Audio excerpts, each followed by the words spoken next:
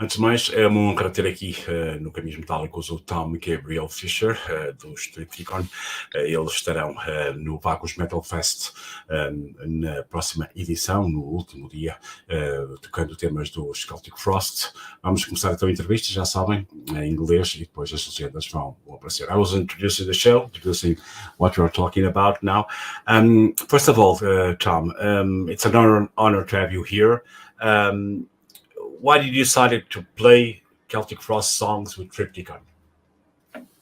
Well, I know what you're asking, but the question has a much bigger background. When I left Celtic Frost in April of 2008, of course, I still wanted to continue the songs I had been writing in Celtic Frost.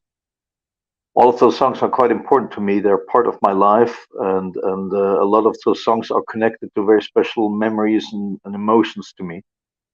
So I formed Triptykon not just to play new music, but also to continue Celtic Frost's legacy, and we have done that ever since. But you are, of course, also referring to these special Celtic Frost sets that we are playing this year, and that was actually the idea of an American festival promoter who invited us to play in Houston and asked us if we would consider to play a concert consisting of early Celtic Frost music. And we discussed this in Triptykon, and we felt it was the right thing to do because two members of Triptykon are former Celtic Frost members. And I guess once other festival promoters heard of this, they also came to our concert agency and asked us if we would consider playing this also in Europe. And one of the results is, of course, that we are playing in this concert in Vagos. You already played this special show in several metal festivals in the States and in Europe recently. And it's funny because we will go to Mexico and we will play as Triptykon and as Triptykon playing Celtic Frost songs. And how are being the reactions from the fans to this special show that you are playing now? Well, the reactions have been absolutely phenomenal. We're very happy about that. As I said earlier, we didn't take this decision lightly. We wanted to do this for the right reason. We didn't want to simply exploit Celtic Frost's catalog. That would have been a bit too cheap for me. We wanted to do this only if we all felt like it, and if we all felt it was the right thing to do, and if we all had the feeling that there are the right emotions and the right reasons behind it. Having said that, we also don't want to play too many of these concerts. I think we have played so far 4 or 5 of these concerts, and there's going to be 1 or 2 more. So we keep this very limited. We really don't want to place Triptykon in an awkward position where Triptykon's career is dependent on Celtic Frost. We want to do this for the right reasons, and so we keep this to a very limited number. It has to be the right thing, you know. It's honoring Celtic Frost's legacy and also honoring Triptykon as a band, right? In the moment. Well, of course, Celtic Frost gave birth to Triptykon, and like I said, our guitar player Vicentura was a very important part of Celtic Frost. So I feel having 2 ex-Celtic Frost members in Triptykon, and the other 2 members being, of course, highly influenced by Celtic Frost, we are probably the right band to do this. If you want to hear authentic Celtic Frost music nowadays, now that the band no longer exists and that one of the key members has died, I think Triptykon is probably the absolute closest you're going to get to this. That decision of playing only the Morbid Tales, the Megatherion, and the Emperor's Return was made in the beginning. Was a request by that promoter you talked about, playing just the earlier releases. It was a request by Hell's Heroes Festival in America. They asked specifically for an early Celtic Frost set, which to us was the first two albums, Morbid Tales and To Megatherion, and the Emperor's Return EP that was released in between. And that pretty much results in a full concert. We have, of course, played in Triptykon over the years. We have played one or the other songs from the other Celtic Frost albums, and we'll continue to do so. And maybe, who knows, maybe one day we'll do a concert playing Into the Pandemonium or Monotheist. We'll see. There's no plans right now, but yeah. As I said, we are the people who wrote these songs and played them on stage in Celtic Frost. So never say never. We'll see. Yes. What can people expect from the show in Vagos? Well, first of all, we try to come as close as possible to the way these songs need to sound. We try to really be true to the way Celtic Frost sounded and the way Celtic Frost brought these songs on stage. We changed our tuning and so on. There's a lot of details that we worked on to make these songs very authentic. And as far as the stage presentation is concerned, as people know who have followed my career, I'm not into bringing a huge circus on stage. If Triptykon or Triumph of Death go on stage, it's basically everything centers around the music and the energy translated between the band and the audience, and that's what it's going to be when we play in Vagos, of course. I think it's your second time in Portugal this year. You played with Triumph of Death in Barroselas, and you already played in 2010 also in Barroselas with the Triptykon and in Vagos. I saw you there also in 2015. Do you have any memories from your shows in Portugal? Yes, I do, and I'm being very sincere about this. All the concerts in Portugal so far have been absolutely fantastic. I'm not just saying that because I'm in the interview with you. In fact, we recorded the Barroselas concert for Triumph of Death, and the vibe on these recordings, the adrenaline in these recordings is so strong that we used most of these recordings for the live album that's going to be released, the Triumph of Death live album that's going to be released in November this year.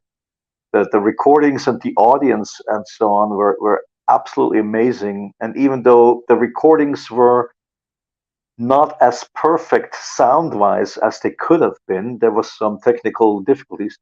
We still decided to use those because it was just the best recording we had. It just captured the energy so well. So this makes playing in Portugal very special to me, actually. Now I'm going to have an album out that captures the Portuguese audience forever, which is quite special. And it's quite an honor for the Portuguese fans of Triumph of Death in this case. And regarding Triptykon, new album, when can we listen to the follower of Milana Casmata? As soon as we have finished these 3 concerts that we're still playing the next 2 or 3 weeks, we'll have a few months off time, which we'll spend on working on the new album, and of course also into the new year. And we hope to be able to release some new music maybe in spring next year, and the album should follow in autumn next year. How do you feel being such an influential person in heavy metal scene? Because we have some bands in Portugal that are in their beginnings, like Moonspell, like Vila Negra, a lot of bands were influenced by Celtic Frost in the beginning. How do you feel now, after all these years playing, after all these years being a musician, seeing all these bands that grew up and are themselves also influenced to other bands? How do you feel with this situation? Well, that's still a very strange thing to hear from me. I don't take these things for granted. I started my career as a young teenager as a fan of other bands who I admired, and I would have never thought that one day in my life people would tell me that I'm an influence, and it still seems very strange to me. I simply play the music that I'm playing. I'm writing the music that I'm writing, and I feel it's an absolute honor to be granted to live this life, to be a musician because of the audiences who make this possible for me. What can I say? It's a huge gift, but it seems still strange to me. It's not something that I easily get used to, you know. I mean, I'm playing these festivals right now with Triptykon, and we just played with Michael Schenker the other day, and with Uli John Roth and Diamond Head and Tigers of Pantang and KK Downing. And these are all bands that have influenced me, musicians that have influenced me, and I'm there looking at them like I'm the little fan. So it's surreal, you know. And on the other hand, there are a lot of musicians that play the same festivals that look at you. Hey, there's such Tom Fisher. You know, it's a cycle of influences that. I guess that the simple answer is I must have gotten old in between, and a lot of time has passed, and now I'm here. You talked that Triptykon will now prepare the new album. Musically, what can we expect from this new work? Well, Triptykon is a very honest band as far as our music is concerned, and when I write music as the main songwriter of Triptykon, the music is of course based on my emotions and the things that I live through on this planet. And I'm a bit concerned about the direction of mankind on this planet lately, and the conduct of mankind on this planet.